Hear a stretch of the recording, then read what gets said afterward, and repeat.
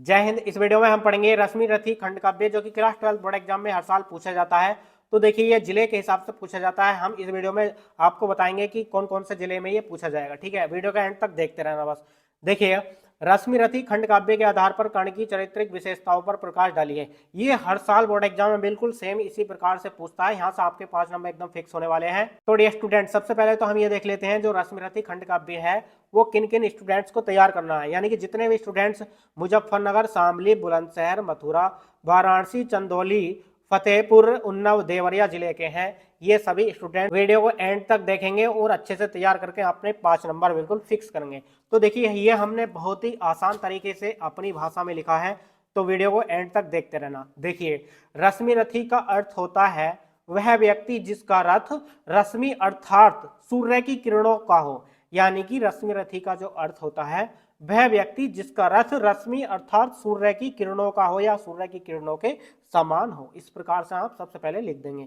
उसके बाद रश्मि रथी महाकाव्य, यानी कि जो रश्मि रथी महाकाव्य है ना, ये काव्य में रश्मि रथी कर्ण का नाम है।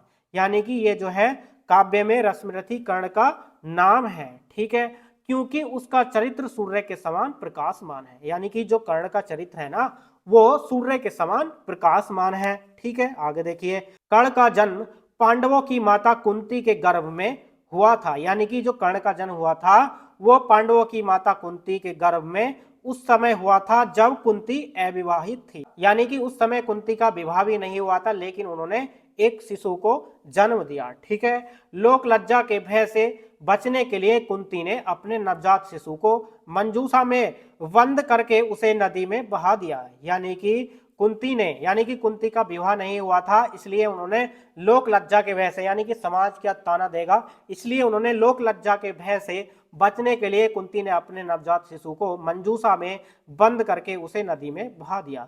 मंजूषा जानते हैं, जिसमें छोटे छोटे बांस, घास फूस, कागज वगैरह करके एक बॉक्स टाइप का बना दिया जाता है जिससे कि वो पानी में डूबे ना। ठीक है, यानी कि कुंती ने क्या किया कि लोक लज्जा के भय से बचने के लिए कुंती ने अपने नवजात शिशु को मंजूषा में बंद करके उसे नदी में बहा दिया था। यानी कि कर्ण को नदी में मंजूषा में रख के बहा दिया था। ठीक है, वह मंजूषा सूत जाति के एक व्यक्ति ने पालन पोषण किया। यानी कि वह मंजूषा जो है एक सूत जाति को, इसको याद रखेंगे, सूत जाति के एक व्यक्ति ने, यानी कि उस व्यक्ति को मिल गई थी। ठीक है, उसने ही उसका पालन पोषण किया।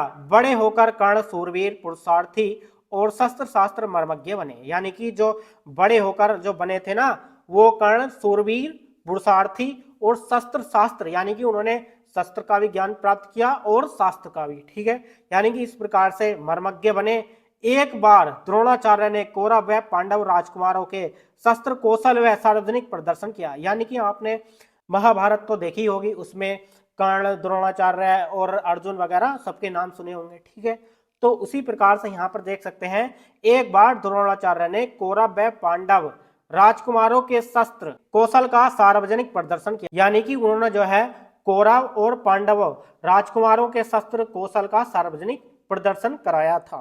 ठीक है, सभी लोग अर्जुन की बाण विद्या पर मुग्ध हो गए। ठीक है, यानी कि सभी लोग जो है अर्जुन की बाण विद्या पर मुग्ध हो गए, यानी कि अर्जुन को ही बाण विद्या में सर्वश्रेष्ठ बताते थे।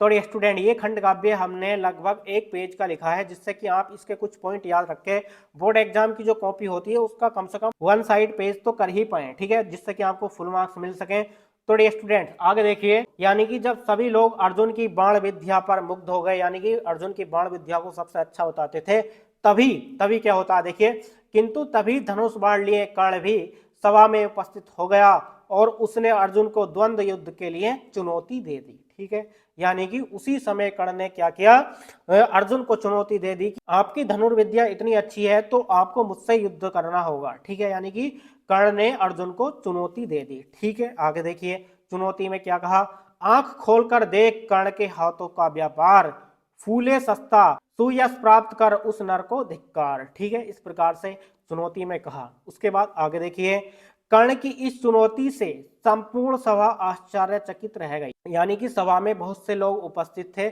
उस भरी सभा में कर्ण ने अर्जुन को चुनौती दे दी। यानी कि कर्ण की इस चुनौती से संपूर्ण सभा आश्चर्यचकित रह गई। तभी कृपाचार्य ने उसका नाम, जाति और गोत्र पूछे। यानी कि कृपाचार्य ने कर्ण से पूछे कि आपका नाम क्या है, गोत्र क्या है। ठीक है, इस पर कर्ण ने सूत पुत्र बताया, यानी कि कर्ण ने क्या बताया कि सूत पुत्र अपने आप को बताया।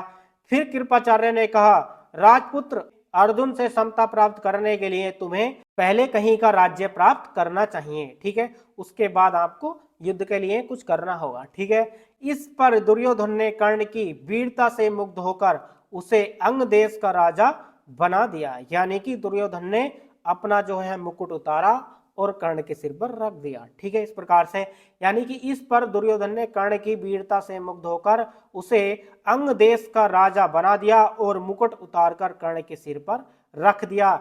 इस उपकार के बदले भवविहीन कर्ण सदैव के लिए दुर्योधन का मित्र बन गया, यानी कि इस उपकार के बदले कर्ण और दुर्योधन की मित्रता हो गई। ठीक है, आगे देखिए, इधर कौरव कर्ण को ससम्मान अपने साथ ले जाते हैं और उधर कुंती भाग्य की दुखद विडंबना पर मन मसोस्ती लड़खड़ाती हुई अपने रथ के पास पहुंचती है।